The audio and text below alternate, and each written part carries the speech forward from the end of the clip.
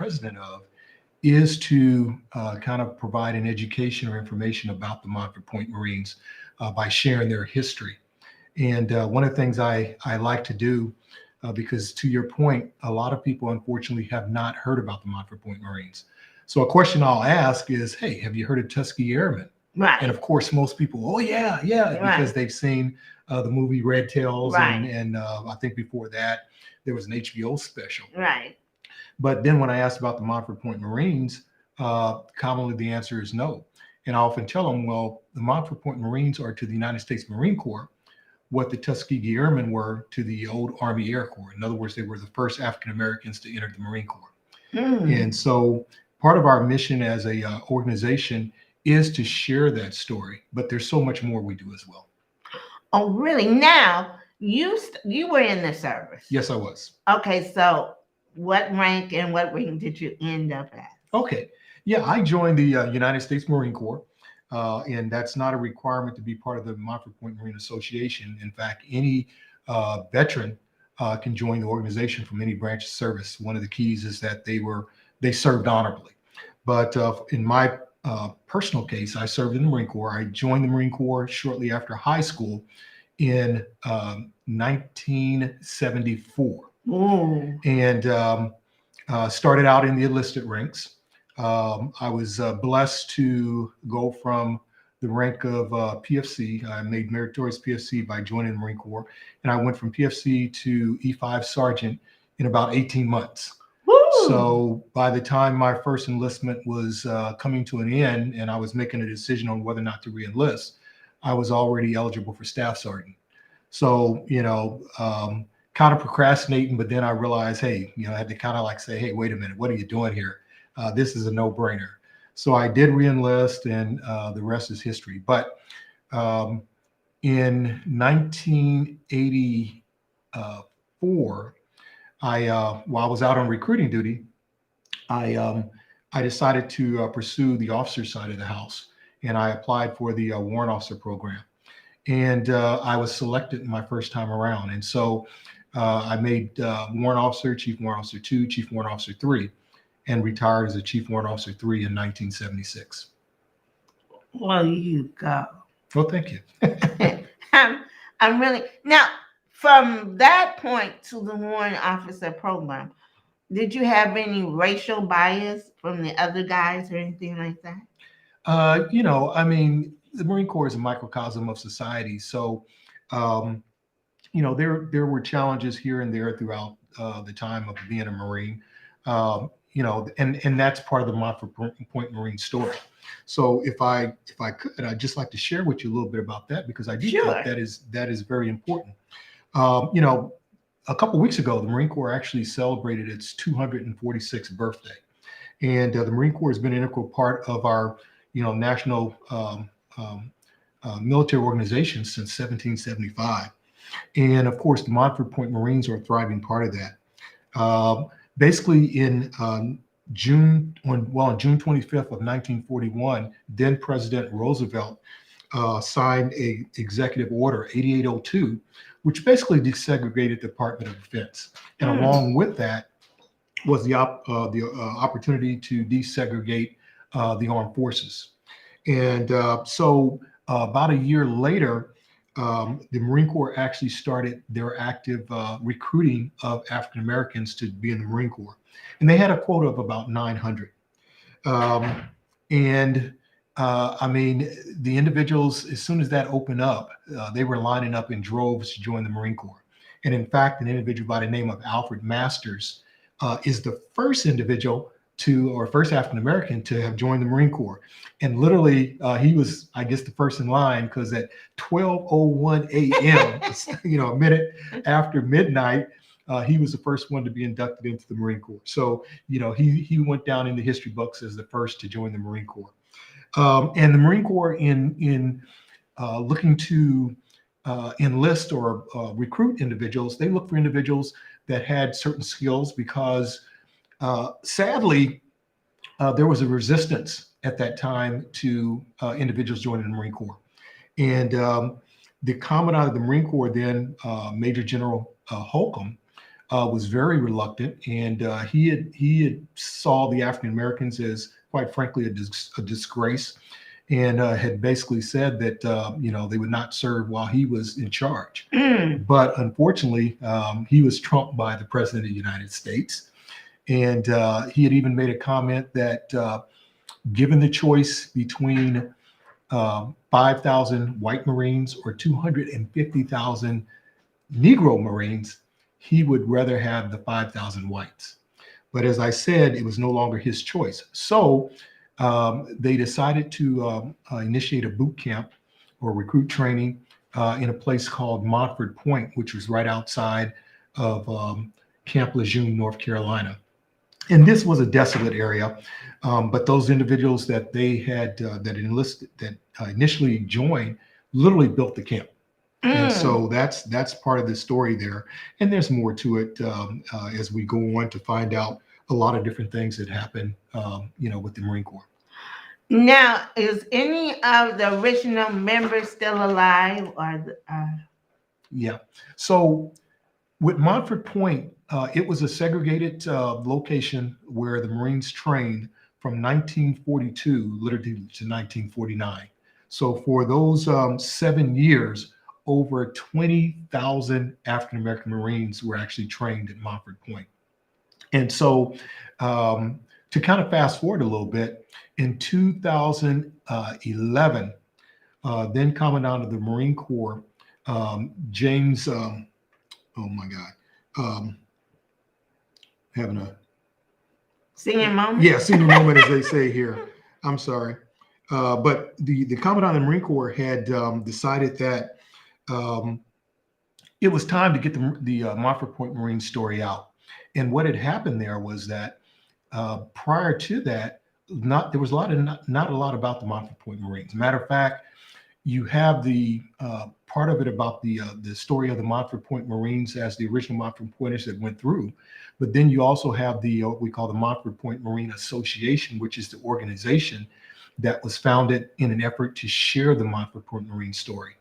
And so in 2011, as I said, he worked with Congress, and bottom line is they awarded the Montford Point Marines the Congressional Gold Medal. Finally. Huh? Now, the Congressional Gold Medal is the highest award that Congress can award to an individual organization. And so it was a big deal for the Montford Point Mariners, the original Montford Pointers, all those 20,000, to receive that award. And so in 2012, there was a big ceremony held at Headquarters Marine Corps, and a lot of those originals had traveled there to receive that medal. Now, some of them were up in age, and so some of them couldn't travel there. And so there were ceremonies held throughout at other locations. For example, then the commanding general of 1st Marine Division, General Ronald, Major General Ronald Bailey, actually did a ceremony at Camp Pendleton.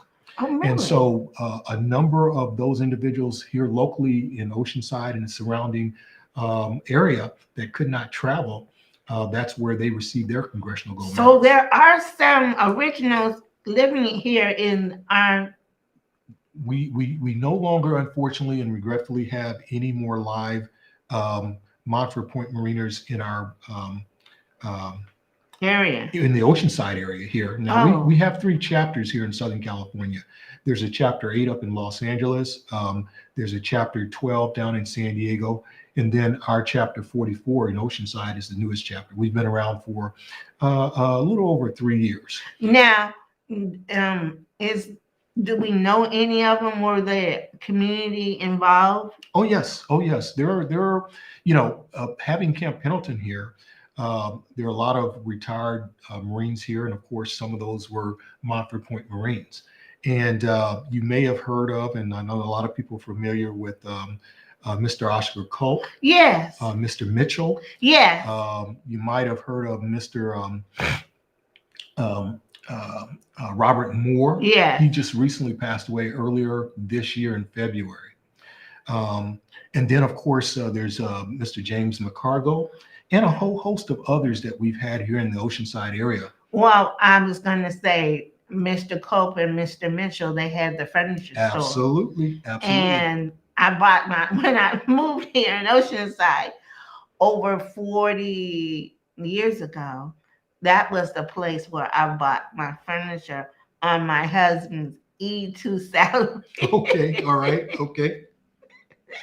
And by the way, the general that I was referring to was General James Amos. I don't know Oh, why that name escaped me for a minute there, but yeah, General James Amos. And it was a revolutionary time when he announced that he did two things. Number one, he spearheaded the effort to get the Marines, the Montford Point Marines Congressional Gold Medal.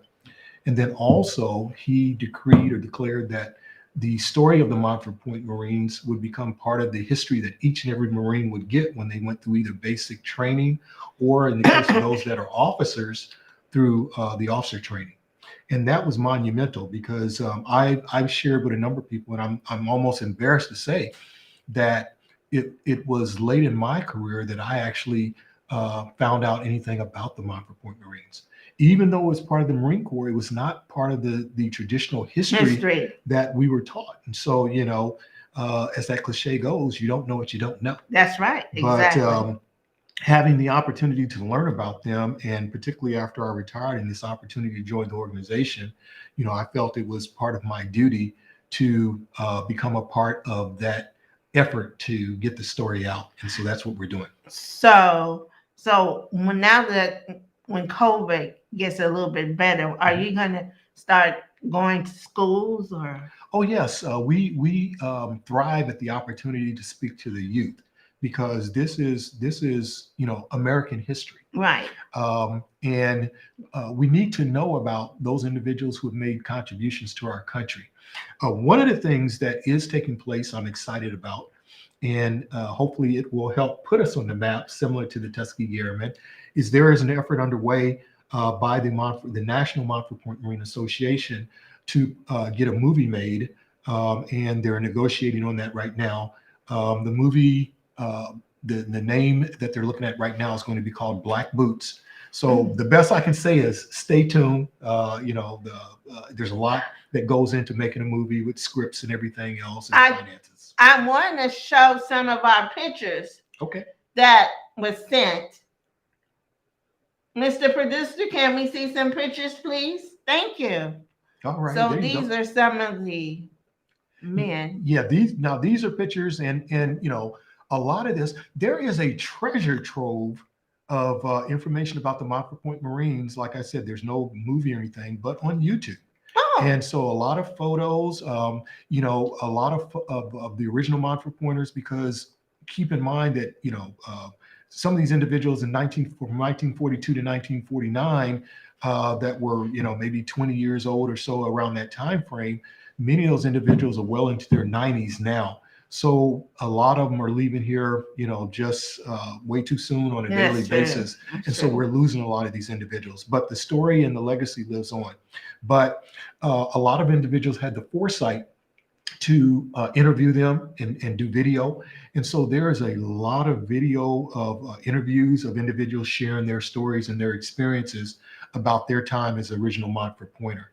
So some of those pictures that were just up depict some of the experiences, some of the training, some of the individuals that were the drill instructors there at Montford Point, some of the hand-to-hand combat that they went through. And even as Marines, there was a reluctance to have the individuals initially serve as direct combatants, in other words, to be in the fight. So they were actually trained as artillerymen and supply folks. And so, for example, one of the pictures that's up there, they show them working on one of the guns that that they eventually manned as Marines. But the story, similar to like the Tuskegee Airmen, once they were given a chance to escort those bombers, the rest is history. Yeah, that's true. Well, once the Montford Point Marines were able to get out there, and of course, what was happening during this time? A little something called World War II, and so that changed a lot of attitudes. And even though they were supply people, a lot of what they did in terms of getting supplies to the front lines, a lot of times they had to fight their way through. I bet they And did. folks, I often, it's kind of funny to say, in some cases when they were delivering supplies, people are like, well, how did you get up here? Well, we had to kind of, fight through the enemy or whatever. But the bottom line is a lot of the African American Marines serve with great distinction. And as we like to say, even myself, I am very cognizant of the fact that I stand on the shoulders of giants. If not for them, I would never have had the opportunity that I've had. One question. So when everybody got the Congressional Honor Medal, Congressional Gold Medal. did everyone get one? No, and I'm glad you asked that because once again, I focus in on that number of 20,000 that rated it. Right. This was in 2012, and so now here we are in 2021, and I think the numbers right now, we maybe have 50% of them, so maybe 10,000 who have gotten that medal. And so part of our organization's mission also is to, as well as the other chapters that we have, is to try and locate and find those individuals that rate the medal. It matters not whether or not they're still living or deceased, because as long as they were original Montford Pointer, they rate that medal. And we can, once we verify that that individual in fact served at Montford Point, then we can issue that medal to their descendants. And so a couple things, sadly, just like, with the Vietnam era, a lot of individuals, they didn't like to talk about those things that happened. Right. And I frequently come across individuals that say, well, we never knew that Uncle Bob or, Uncle Benny even served in the military. It's not something they talked about. And so that's part of the challenge. Then you got to understand that while the headquarters of the Marine Corps, they know who these 20,000 individuals are because they had records of who enlisted. But some of these individuals, they weren't necessarily retirees such as myself. They might have served 2-3 years and then got out and went their merry way. Well, that was in the 1940s. And fast forward, there would have been nothing that the Marine Corps would have had to have done to keep records on these individuals. So, it's like literally finding a needle in a haystack. No. But we're doing our due diligence to try and find them. Matter of fact, about a month or so ago, once COVID had kind of let up a little bit, I was able to issue out or present a Congressional Gold Medal to a family here in Oceanside. Oh, that's and so wonderful. we're working now with others that where we're looking to get the documents that we need to verify, and we send those off to headquarters Marine Corps, and then we have ceremonies. For the Marine Corps birthday, as I said, that was November 10th. That weekend, November 13th, I went up to a birthday ball in Los Angeles that the Montford Point Marine chapter there did. And at that particular event, they actually presented 3 Congressional Gold Medals to family members. Oh. And so it is a huge event, and it's something that we hold in high esteem. And for me, it's a privilege and an honor to be able to be a part of that. Well, you know what? We're going to have you back for part 2 in February for Black History. Outstanding. I would Yes, love to come back. I will love for you to come back. We're going to give you the whole hour to talk about that. All right, great. But now we need to give up our birthday shout outs because I spoil my family members. They love to hear their birthday names. And so Miss Evelyn Brew and then her son Joshua Brew, I wonder if they have the same day, or is it the day of or the day after? And then Miss Carmen Hooker, Miss Dora Jean Hobson. She is a wonderful church mother up north. She is just wonderful. Then we have Victoria Jones, Marjorie Hickerson, and Isaac Vargas. Happy birthday. God bless you. I hope you have a wonderful birthday. Praise God that God has allowed you to see another year. Now we also have to talk about Tuesday.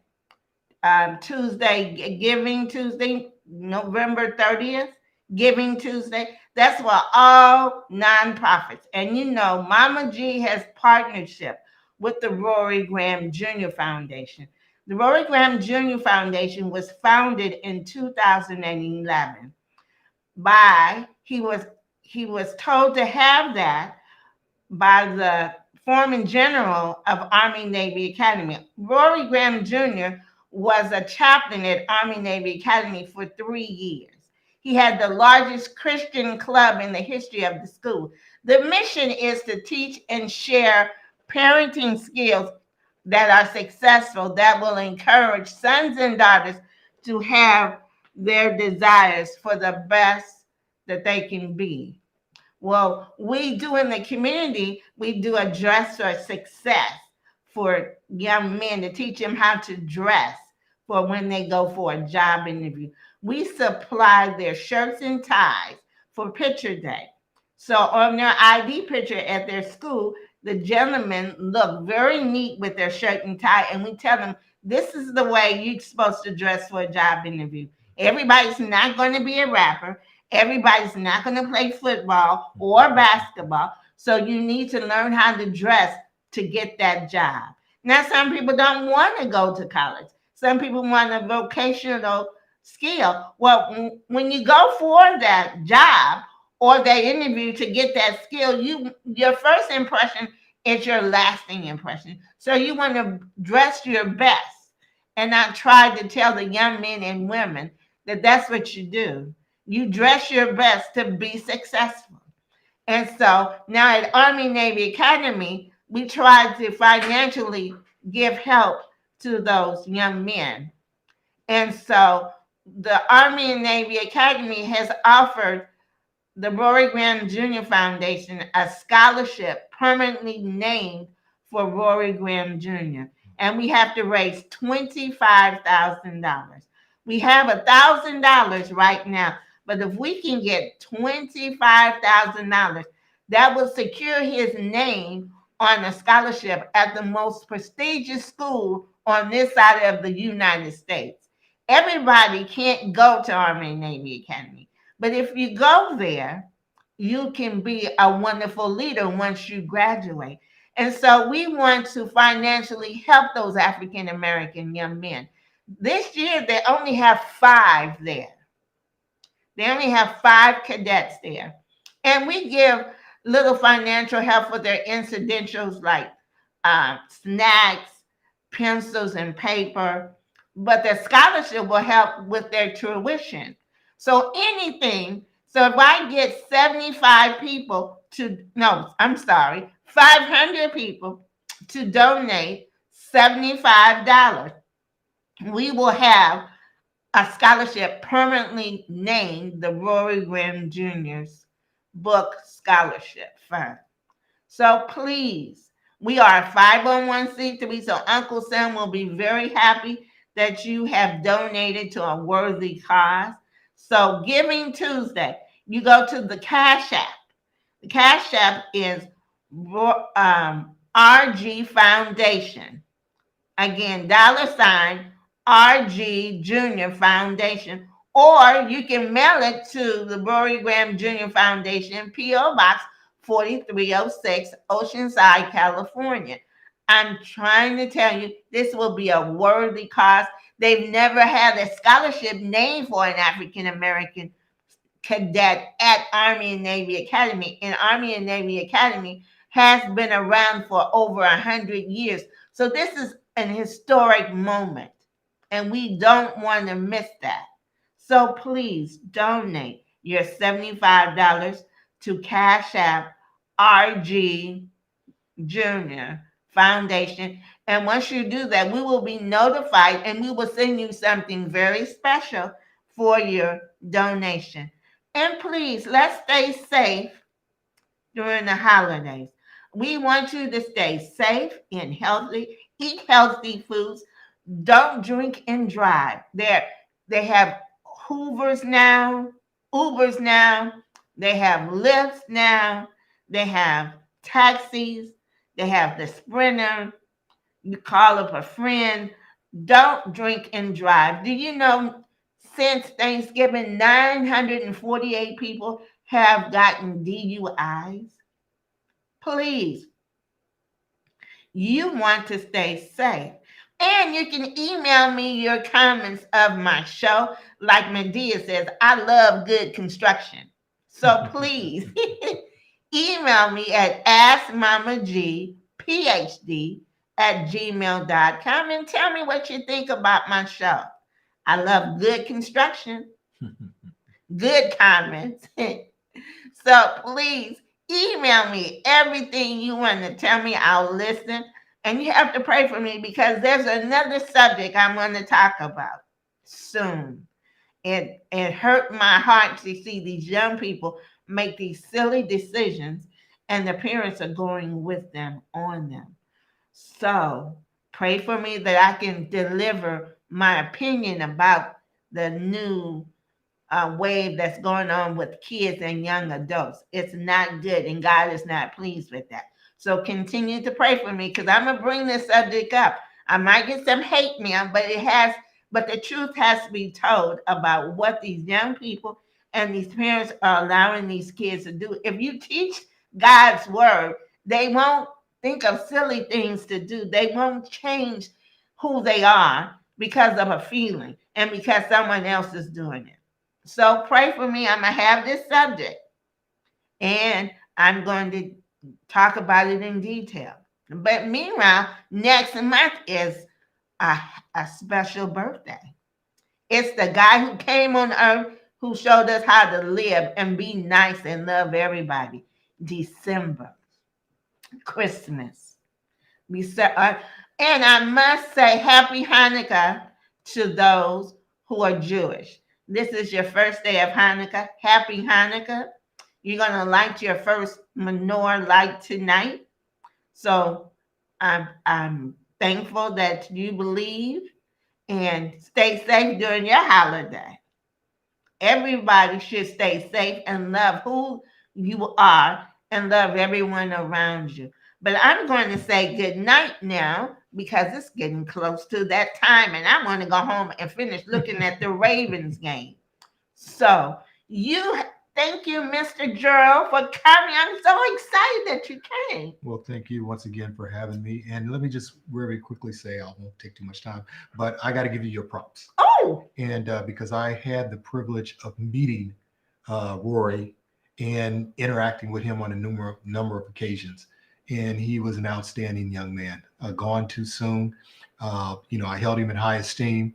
He reminds me of that type of individual that would have been one of those original Montfort Point Marines. well, thank He you had that very type of much. character. You So, know, in fact, one of your former presidents wanted to name a day after Roy. Miss Johnson okay, wanted to name a college recruiting day, the Roy Graham Jr. okay, Recruiting Day, because he came and helped those young people do those right, essays. right, And right. so Miss Shirley said, "Oh, we need to name something after him." So keep that in mind. Okay, we'll do that. Well, good night, everybody. I love Good you. night. Remember, we love you. We want you to stay safe.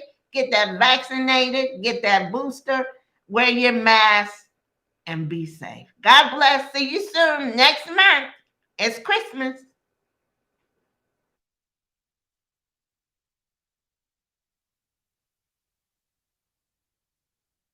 And sing till earth and heaven ring with the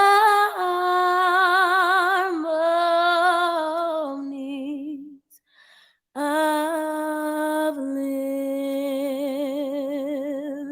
liberty. Let our rejoicing rise high as the listening skies. Let it resound loud as the rolling sea. Sing a song full of the faith that the dark past has taught us. Sing a song full of the hope that the present has brought us, facing the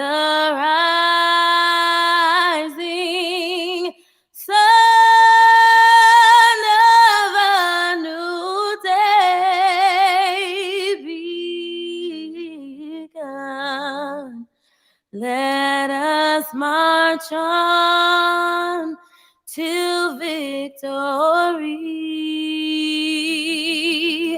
is won.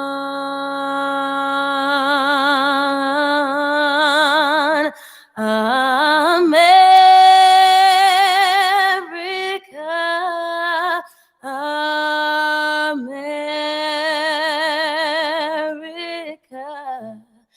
God shed his grace on me and crown thy good with brotherhood from sea to shine.